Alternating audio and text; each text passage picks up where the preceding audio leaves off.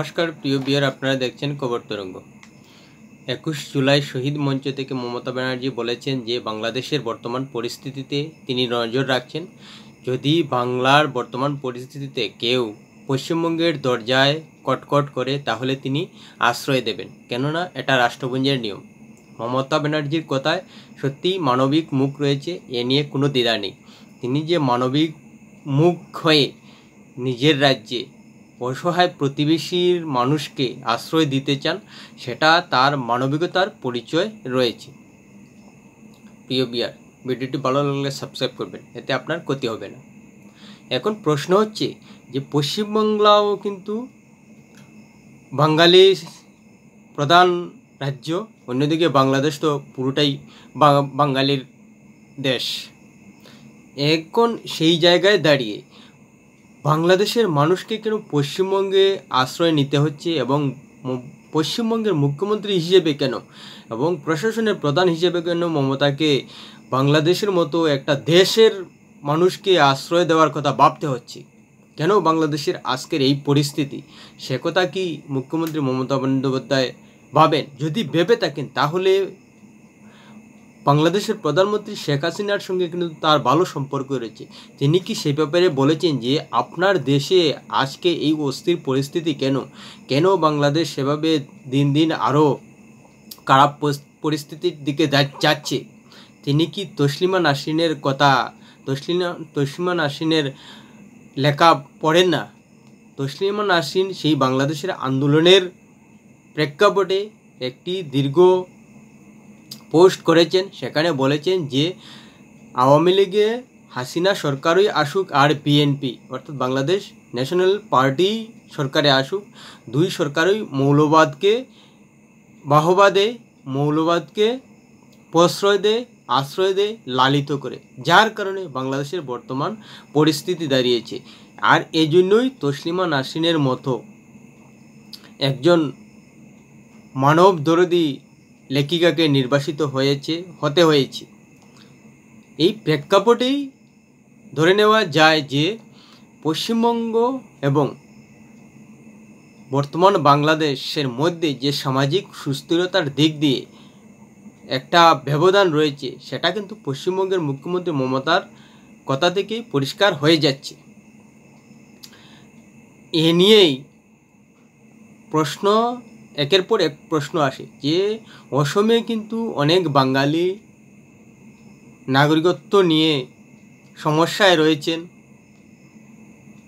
আর সে নিয়ে বাংলাদেশের প্রধানমন্ত্রী তো কখনো বলেন না যে বিশ্বের যে কোনো প্রান্তে যদি বাঙালি আক্রান্ত হন তাহলে বাংলাদেশ সেই সব বাঙালিকে আশ্রয় দেবে, প্রশ্রয় দেবে। এটা রাষ্ট্রপুঞ্জের নিয়ম। বরং বিজেপি নেতারা বলেন যে বিশ্বের যে কোনো দেশে হিন্দু আক্রান্ত হলে তারা যাবে কোথায়? ভারতে তারা আশ্রয় নেবেন।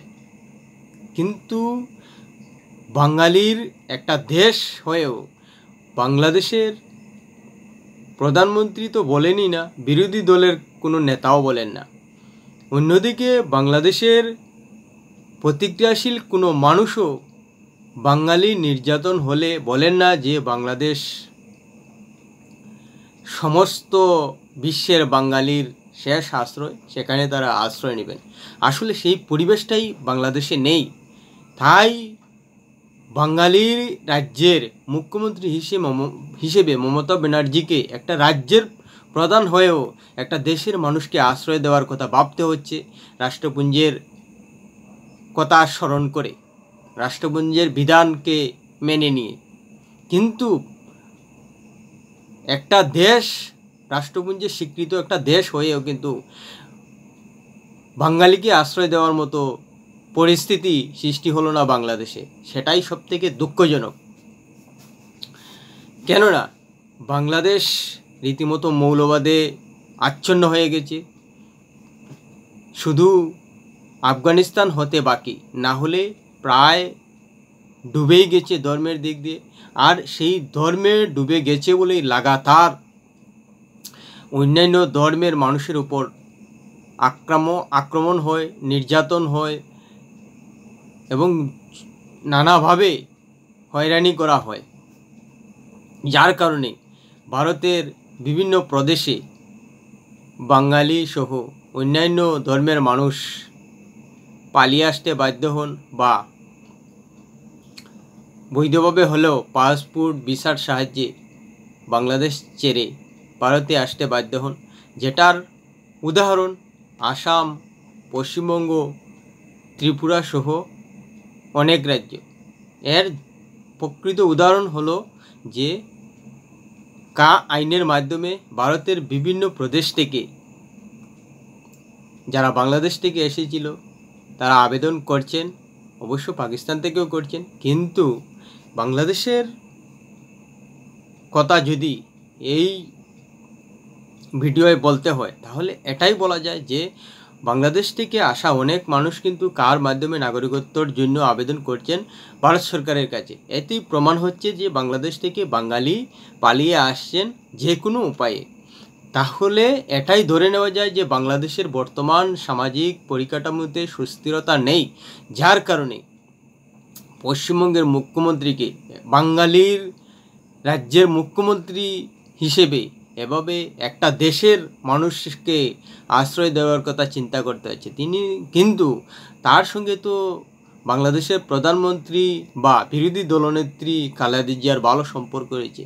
তিনি তাদেরকে কি সেই পরামর্শ দিতে পারেন না যে আপনাদের দেশের মানুষকে অস্থির অবস্থায় আমাকে নিজের রাজ্যে আশ্রয় দেওয়ার কথা, আশ্রয় দেওয়ার মতো মানবিক মুখ দেখাতে হয়, কিন্তু আপনারা কেন নিজের দেশটাকে সুস্থিরভাবে গড়ে তুলতে পারেন না? কেন পশ্চিমবঙ্গের মতো একটা গণতান্ত্রিক সুস্থ পরিবেশ গড়ে তুলতে পারেন না? কেন এভাবে মৌলবাদকে বাহবা দেন, আশ্রয় দেন, প্রশ্রয় দেন, লালিত করেন, যার কারণে বাংলাদেশে কিছুদিন পরপরই এভাবে অস্থির পরিস্থিতি সৃষ্টি হয়। আর পশ্চিমবঙ্গকে, বাংলাদেশের অসহায় মানুষকে আশ্রয় দেওয়ার জন্য ভাবতে হয়, প্রতিশ্রুতি দিতে হয় এবং জনগণকে যাতে আশ্বস্ত করা যায় সে নিয়ে প্রচার করতে হয়। আসলে মুখ্যমন্ত্রী নিজের ভাষণে শেষে বাংলাদেশ সম্বন্ধে বলে এটাই বুঝিয়ে দিলেন যে বাংলাদেশের মানুষ, বাংলাদেশ এবং পশ্চিমবঙ্গের মধ্যে গণতান্ত্রিক দিক দিয়ে সামাজিক সুস্থিরতার ক্ষেত্রে অনেক ফারাক তৈরি হয়ে গেছে, যার কারণেই বাংলাদেশে অস্থিরতা সৃষ্টি হয় এবং পশ্চিমবঙ্গকে সেই সব বাঙালিদের, সেই সব মানুষদের সেই অসহায় অবস্থা দেখলে মানবিক মুখ হয়ে পশ্চিমবঙ্গে আশ্রয়ের কথা ভাবতে হয়। কিন্তু পশ্চিমবঙ্গ তো সেরকম পরিস্থিতি হয় না। পশ্চিমবঙ্গ তো ভারতের একটা অঙ্গরাজ্য, সে তাহলে পশ্চিমবঙ্গর বর্তমান অবস্থা কিসের জন্য? দুটিই তো বাঙালির প্রধান ভূমি, তাহলে এক বাঙালির ভূমি এত অস্থিরতায় ভরা আর আরেক বাঙালির ভূমিতে কেন এত সুস্থিরতা? নিশ্চয়ই ভারতের রাষ্ট্রের পরিকাঠামোর একটা অঙ্গ হিসেবে সেই পরিবেশটা রয়েছে, যার কারণে পশ্চিমবঙ্গে সুস্থিরতা, সামাজিক পরিকাঠামোর একটা নির্ভয় পরিবেশ রয়েছে, যার কারণে মুখ্যমন্ত্রী নিজের আত্মবিশ্বাসের সঙ্গে বলতে পারেন যে বাংলাদেশের অসহায় মানুষকে আশ্রয় দেওয়ার কথা তিনি ভাবেন রাষ্ট্রপুঞ্জের নিয়ম অনুসারে। যদিও বাদবাকি আর কিছু বলেননি, সেটা ভারত সরকারের বিষয়, কিন্তু তার একথায় পরিষ্কার হয়ে যাচ্ছে যে বাংলাদেশের বর্তমান পরিস্থিতি থেকে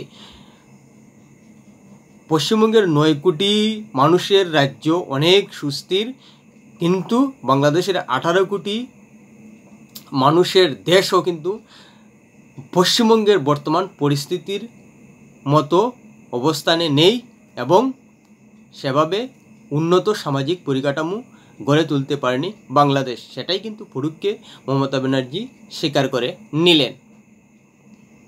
আশা করি বাংলাদেশের মানুষ পশ্চিমবঙ্গের মুখ্যমন্ত্রীর এমন কথাবার্তা থেকে এটাই বুঝবেন যে বাংলাদেশ, বাঙালি রাজ্য পশ্চিমবঙ্গ থেকে এখনও অনেক পিছিয়ে রয়েছে, যাতে পশ্চিমবঙ্গের মতো সামাজিক সুস্থিরতা তৈরি করতে পারেন, সেটা খালেদা জিয়া এবং শেখ হাসিনা চেষ্টা করবেন নিজের দেশের মানুষকে নিরাপদ এবং সুস্থির পরিবেশে বাঁচার অধিকার পাইয়ে দিতে। ভিডিওটি ভালো লাগলে লাইক, শেয়ার, কমেন্ট করবেন।